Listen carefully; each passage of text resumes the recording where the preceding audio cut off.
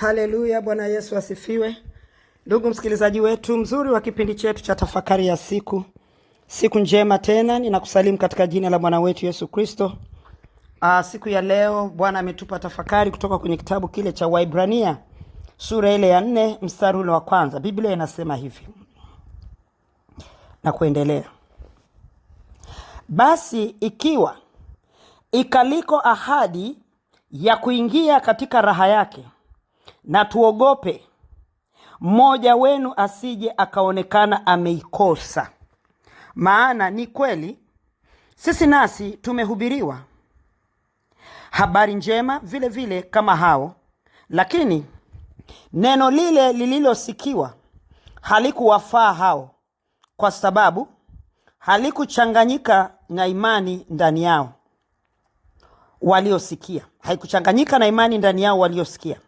Maana sisi tulioamini tunaingia katika raha ile, kama vile alivyosema, kama nilivyoapa kwa hasira yangu, hawataingia rahani mwangu, ijapokuwa zile kazi zilimalizika tangu kuwekwa misingi ya ulimwengu.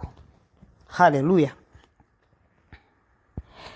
Bwana Yesu asifiwe sana. Ni siku njema hii. Tafakari yetu inasema mambo ya Sabato. Sabato imekuwa ni mjadala mkubwa. Watu wengi wamekuwa wakijadili kuhusiana na Sabato. Watu wengi wamekuwa wakihama imani, kuyumbishwa kwa sababu ya neno Sabato. Lakini na kwa ufupi huu kwenye tafakari, kama alivyotaka Bwana tujifunze, sio katika upana wa somo, manake somo tunaingia ndani sana, lakini kwa sehemu ndogo sana ya dakika kama 10 hivi, na Bwana atujalie neema ya kuielewa Sabato ni nini. Anasema basi ikiwa ikaliko ahadi ya kuingia katika raha yake, na tuogope mmoja wenu asije akaonekana ameikosa. Maana tangu Mungu anaumba, alimuumba mwanadamu, wakaishi Adam na Hawa, wakakosana na Mungu kwa sababu waliharibu, wakaondolewa kwenye raha hiyo ambaye ilikuwa ni Sabato yao. Walitakiwa kuishi kwenye Sabato siku zote za maisha yao, kwa manake Sabato ni kila siku pamoja na Bwana. Ndio maana katika Isaya anazungumzia habari ya Yesu Kristo anaitwa nani. Wakati Isaya akitabiri habari za kuja kwa Kristo, ataitwa nani, amezaliwa mtoto katika chipukizi, amezaliwa mtoto na jina lake ataitwa nani? Immanueli. Akaeleza habari ya uweza wa kifalme utakuwa mabegani bake na mambo mengi alielezea. Sasa nisiende huko, nilikuwa nalitaka hilo jina la Immanueli. Kaelezea jina la Immanueli, na Immanueli hakueleza jina tu kwamba ataitwa Immanueli, akasema maana ya jina hilo ni nini. Maana jina hilo ni Mungu pamoja nasi, ambapo tukiangalia Mungu pamoja nasi ndipo tunapoikuta Sabato. Sabato iko hapo. Na ndio maana Mungu alipokuwa pamoja na mtu mwanadamu bustani ya Eden, mwanadamu aliishi katika raha. Hakuiona tabu, dhiki, adha, shida, uharibifu haukuwepo, kwa sababu alikuwa ndani ya Sabato, anaishi kwenye Sabato. Sabato yenyewe ni kwa sababu Mungu alikuwa pamoja naye. Sasa Sabato sio dini. Sabato ni Mungu mwenyewe katika utendaji wake. Alipomuumba mwanadamu, alimtaka mwanadamu akae na yeye, kuwe na ukaribu. Yeye akae ndani ya mwanadamu na mwanadamu akae ndani yake. Hiyo ndiyo Sabato. Kwa hiyo anasema hapa, tuogope mmoja wenu asije akaonekana ameikosa.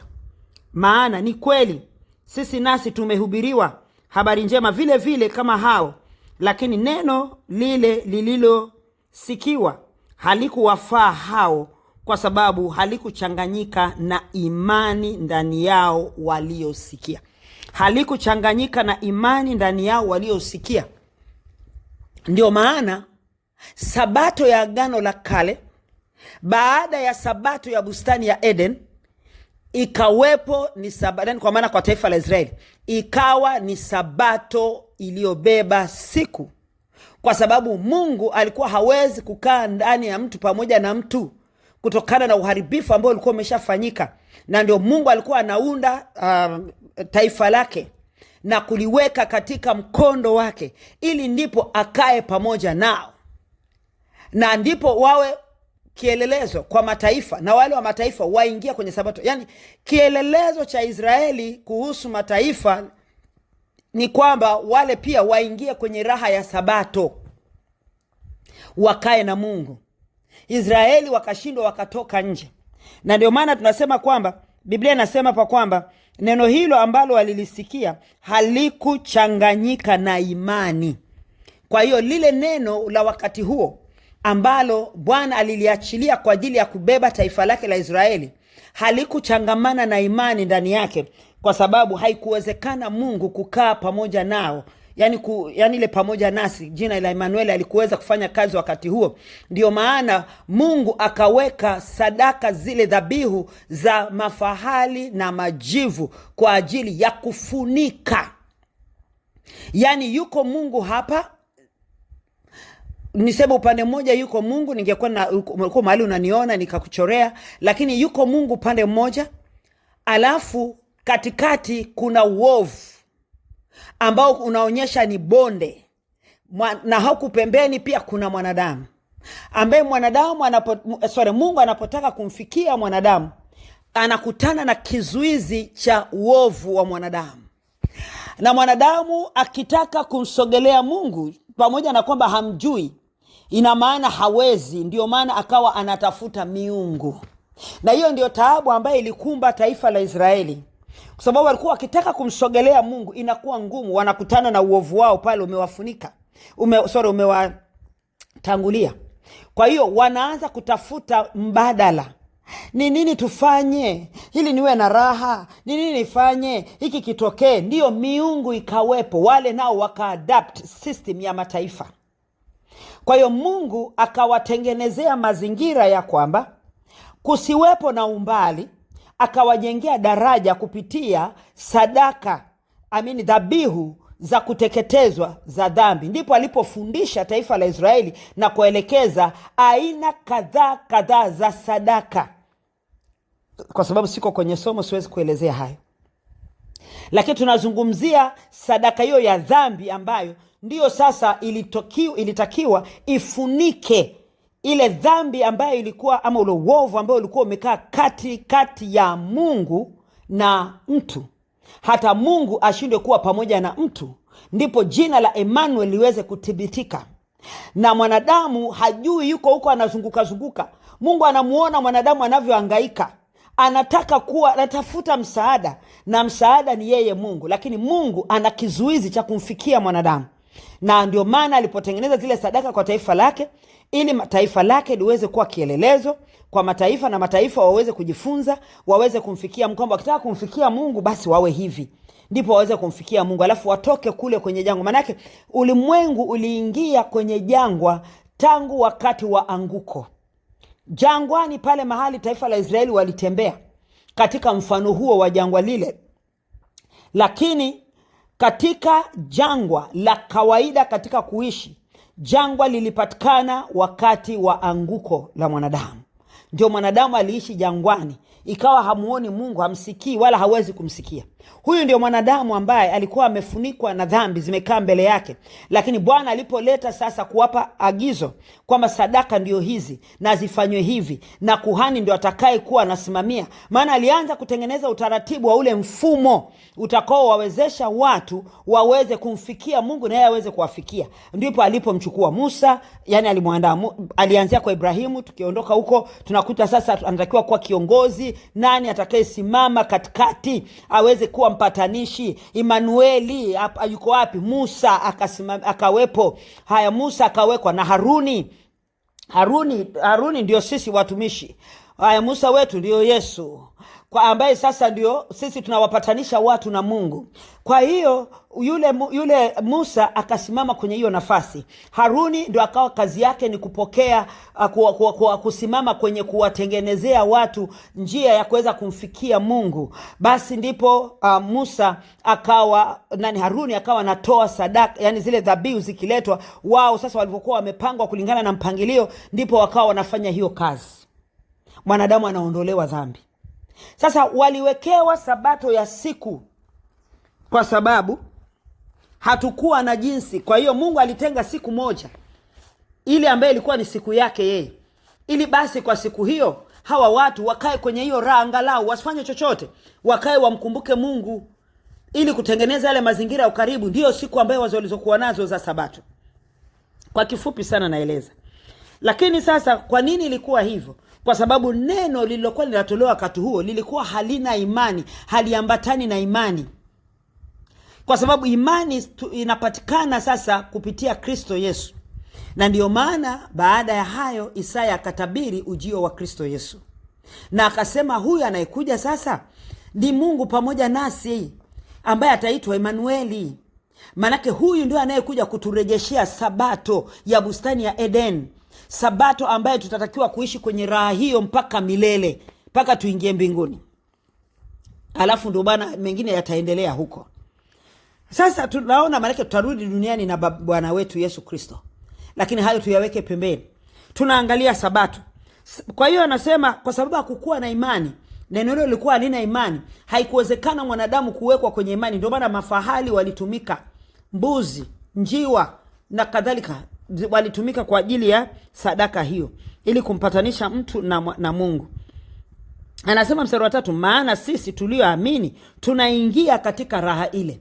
Sasa hiyo raha sisi tulioamini tunaingia hapo. Tunaingiaje hapo? Ndani ya Kristo Yesu.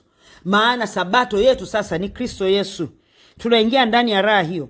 Kama vile alivyosema, kama nilivyoapa kwa hasira yangu, hawataingia rahani mwangu, ijapokuwa zile kazi zilimalizika tangu kuwekwa misingi ya ulimwengu. Unasikia haya maneno?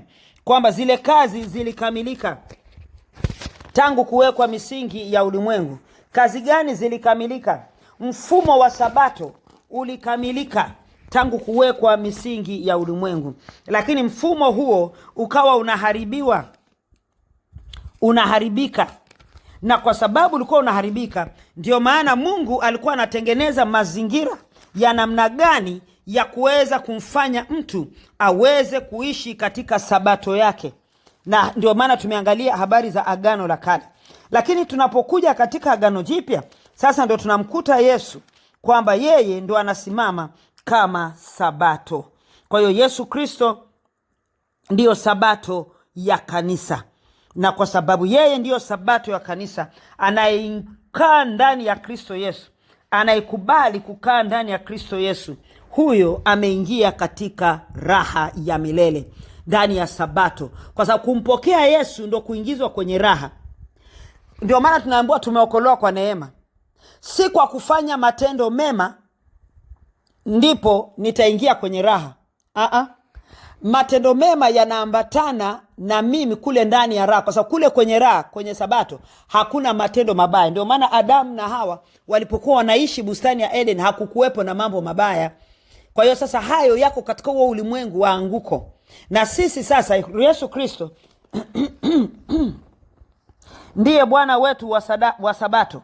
Na kwa sababu yeye ni Bwana wetu wa sabato, sisi tunaingia katika raha hiyo wakati tunapoishi na Kristo Yesu. Tunapoishi na Kristo Yesu, yani tunapomfanya Yesu Kristo kuwa Bwana na Mwokozi wa maisha yetu, sasa ndipo hapo sasa sabato inakamilika kwetu. Sasa maisha ya kwenye wokovu sio haya ambayo tunayoyaishi sasa. Maanake na sisi tumepoteza sabato. Na sisi tumeingia kwenye anguko lile la Adamu na Hawa. Kwa sababu maisha hayo yanatakiwa ni ya uhamisho. Unahama kutoka mahali fulani na kuingizwa mahali fulani. Sawa sawa na Wakolosai anavyosema sura ile ya 1 mstari wa 13. Na alituokoa, akatuhamisha, akatuingiza katika pendo la mwanawe Kristo Yesu. Sasa maisha yetu yanatakiwa tukae ndani ya Kristo ambaye yeye ndiye sabato yetu. Alafu yeye sasa, tunapoishi na yeye, ndipo tutakapo kuwa na nafasi ya kuingia kwenye sabato ya milele. Tutaweza kupata nafasi ya kuingia kwenye sabato ya milele, ambapo ni raha ya milele. Hiyo raha ya milele itatuweka sisi sasa kuishi na Mungu milele, kuishi na Bwana wetu Yesu Kristo milele yote. Kwa kifupi sana, Yesu Kristo ndiye sabato yetu. Mungu akubariki. Na yako maandiko ya kuthibitisha, kisiwezi kwenda zaidi, niko kwenye tafakari. Mungu akubariki.